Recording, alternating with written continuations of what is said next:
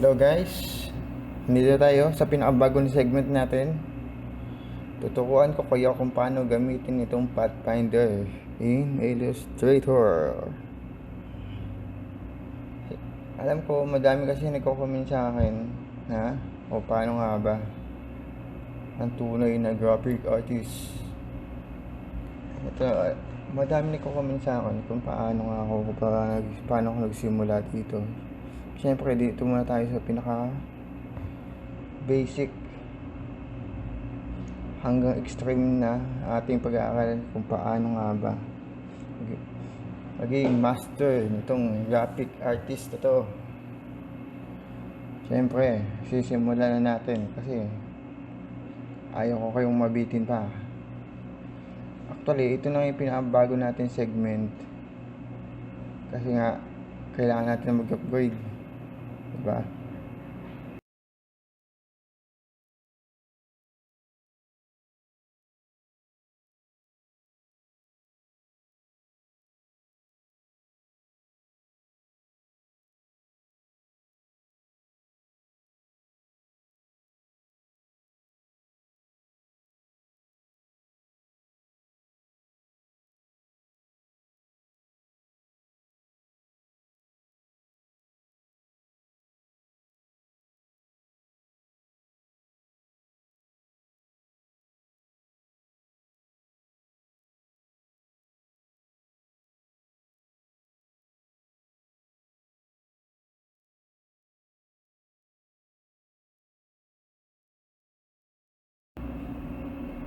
Yun. Bali ito, magsisimula na tayo sa pinaka first layer natin is Unite. Yung pinaka Unite, ito na yung pinaka kung paano magduduktong yung dalawang shape natin dito sa Illustrator. Next is minus front. From the meaning of minus front, syempre yung masa front nya yung mababawas. Ito mahalaga din parte ito sa pagiging graphic artist dahil dito tayo matututo kung paano tayo gumawa ng mga logos. Kailangan alam na din natin to. Sunod is intersect. Yung pinaka-center yung natira, diba?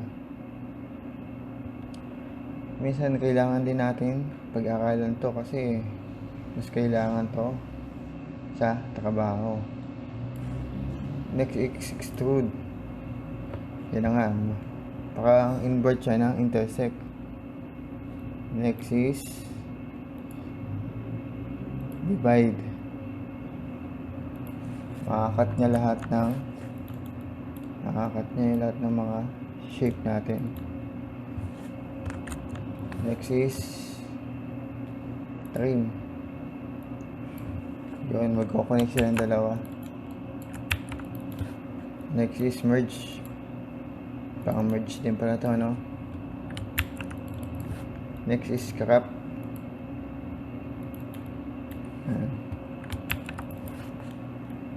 Next is outline. Makapagkakit siya ng outline. Next is minus back. Sana naman may matutunan kayo kahit konti man lang sa akin. Salamat.